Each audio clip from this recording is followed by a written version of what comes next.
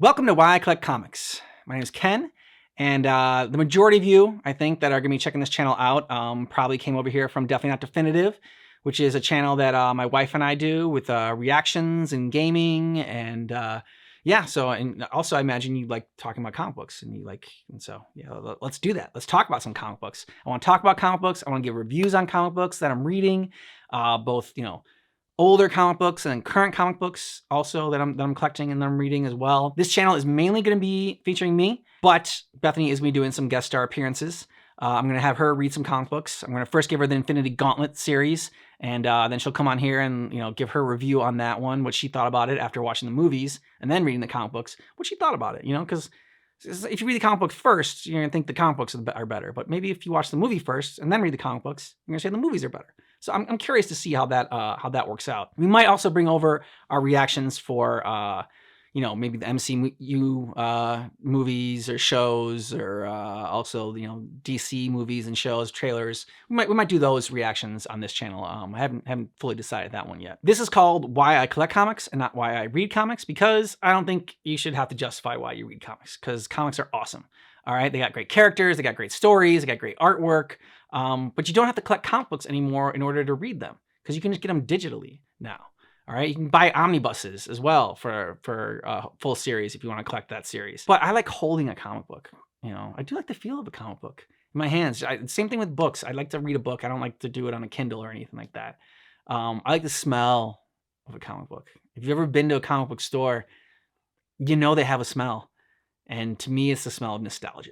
I also think it's a hunter-gatherer in me. I just like, searching for the right deal and searching to try to complete a series. How close I'm getting to that series. I also think there's like a feeling of accomplishment in it. I actually have a list down below in the description of this video of all the comic books I'm collecting, and how many I need in each series and all the different series I'm collecting. And eventually I will do an episode on that, which I know you're looking forward to. I mean, a spreadsheet episode? Oh my God, can we have that now, please? No, you're gonna have to wait, all right? I also, in addition to having that spreadsheet though, have all the comic books I'm collecting in a notebook, because I like crossing off the comic books that I've collected way more than I like updating a spreadsheet. Updating a spreadsheet seems like work. Crossing it off just seems like, I don't know, fulfilling. And I know I'm not alone in that, because Bethany gets mad at me when we go to the grocery store and I grab something that's not on the list. She's like, why didn't you put that on the list? It's like, well, I'm sorry, I still remembered it. Of course, I give her a smart ass answer. And sometimes she just writes it down on the list just to cross it off. There's something satisfying about it. I don't know what it is. I'm sure psychologists have studied it and someone can tell me why. So one of the reasons people collect comic books is to make money off of it. And that is not the reason that I collect comic books. I don't do this as an investment. I do this as a hobby. I do this as a passion. And when I was thinking about selling my comic books, when I first got them back from my mom's house this fall, I finally was in a place where she was so nice to store them for all these years. And I was finally able to bring them to a place, I finally had enough space. I didn't live in a one-bedroom apartment anymore, and I could, have a space for my comic books. So I was happy about that. And when I brought them here, as I was sorting them and whatnot, Bethany saw the smile on my face, and my eyes light up as I looked them over, and she's like, "You can't sell these." So I'm actually going to give my brother some comic books that I'm not going to collect anymore. Things like Avengers and Fantastic Four and things that we collected, but I'm not going to collect anymore. Hopefully, it'll get my niece into collecting comic books. She's 3 now. It's never too early to start. And that's the goal. But if not, maybe, he'll get back into collecting comic books, and maybe he'll be a guest star on this channel at one point. In addition to collecting comic books, I'm a nerd because I'm going to be grading myself every month on how I did in my comic book collecting. Yes. I made 3 categories in rules for the grades, for the letter grades that I will receive. So, I got to keep myself honest. I can't just make up these grades as I go along. All right. I got to have a set of rules beforehand and tell you those rules to hold me accountable. All right. First category is budget. I'm giving myself $100 a month for comic books. Now, you might be saying that's a lot of money for comic books. Other people might be saying I spend that on one comic book, and then I collect many more after that a month. For me, I felt like it was a budget that wouldn't break the bank for me and Bethany. Also, it was a nice round number, 100.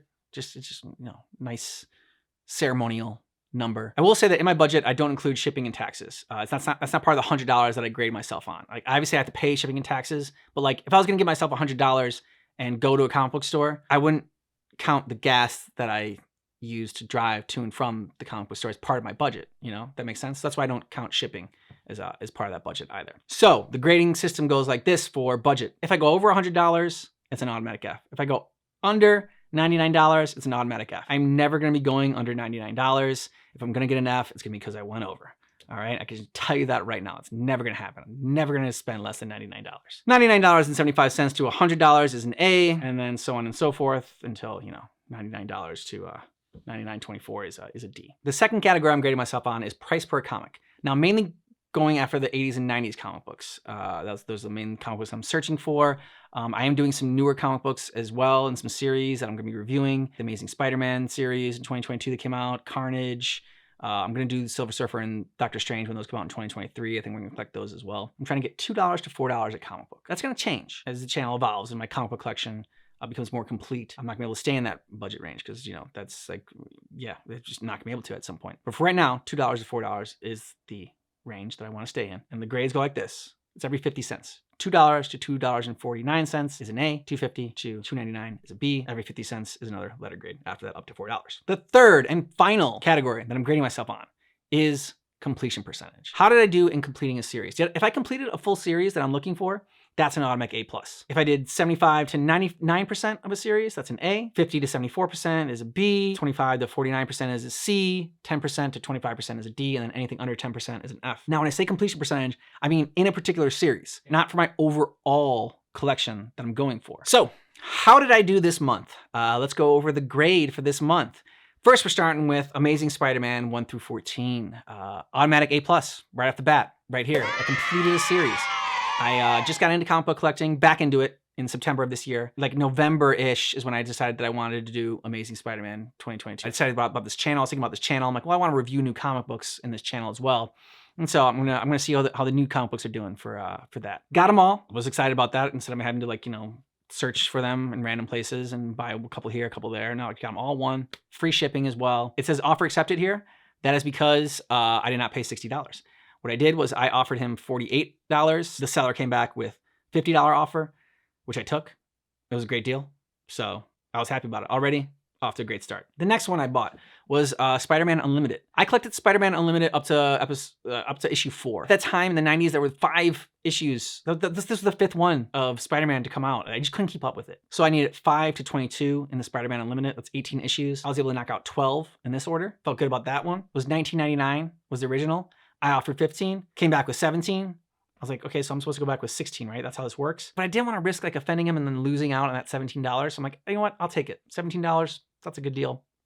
I'll take it. $19.99 was already a good deal for this, so I'll take the 17. After that, I went to a store and an eBay store online, and I got a bunch of different single issues, a lot of Spectacular Spider-Mans, some Web of Spider-Mans, some Silver Surfers. I'm gonna go over some of the highlights of the 12 issues that I got from this seller. Spectacular Spider-Man Annual number 8. Was excited about this one because it's also got the Evolutionary War, which is another series I'm collecting. So it's a 2-for-1 for this one. And I want to collect the Evolutionary War before Guardians of the Galaxy comes out. Because once Guardians of the Galaxy 3 comes out and the High Evolutionaries in the MCU, I have a feeling these comic books are going to cost more money. And I say cost more money instead of going up in price because I don't want you to think that I'm doing this as an investment. I'm like, ooh, when Guardians of the Galaxy 3 comes out, I'm going to make so much money off of this. No. That's not what this is about. This is about the fact that I think people are going to price gouge as soon as that comes out.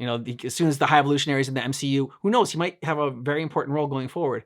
And they're going to price gouge on the Evolutionary War after that. So I want to get it now. Wolverine. This is a random one because if you'll notice down below in the description of this video where I have my spreadsheet, if you haven't checked it out already, Wolverine is not on there. It is not a series I'm collecting. The Phalanx Covenant is in the X-Men series that I'm collecting. So I'm going to want this issue since it's a tie-in. I don't know when I'm going to need it. It's not like an urgent need that I need right now, but I know I'm eventually going to need it. I got the Wolverine so I don't have to get it later. Spider-Man number 56 is why I bought from this seller. This is why I came to the store. It was a good price. It was a good condition.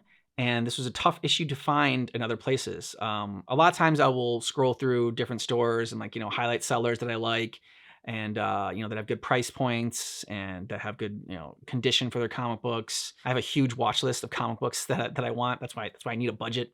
So I need you to hold me accountable. That's why I came up with this grading system, so I gotta hold myself accountable. Because if I don't have a budget, it can get crazy. I actually did some comfort shopping when my dogs passed away this year, every time they got like a little bit sicker, I just, bought some more comic books. There are worse vices, as Bethany would have said when it told me at the time. So these 12 issues cost me $32.88. The 14 Spider-Man comic books, Amazing Spider-Man comic books, cost me $50. And the Spider-Man Unlimited ones cost me 16 Mozarts. No, cost me $17. And that is a total of $99.88, which gives me an A in budget. All right. Yeah, that's right. How did I do in my third and final category? Price per comic book. Well, I got 38 comic books. I spent $99.88.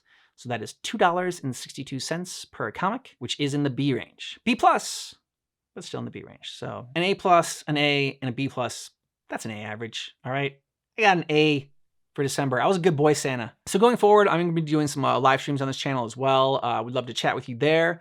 I might be doing like some unboxing, or maybe I will do my grades in a live stream going forward. But I just wanted this video out there, just kind of like as a basis so people can kind of see what this is about, what I'm about. Something else I'm going to do, if for some reason this channel gets monetized, at the end of the year, any money made from this channel, I'm going to do one big purchase. Like let's say I made $500 in YouTube ad revenue from this channel.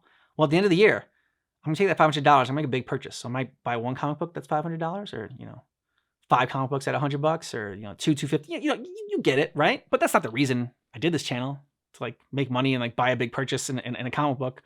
I did it because I wanted to share my passion, because I wanted to share my hobby, because I wanted to share why I collect comic books.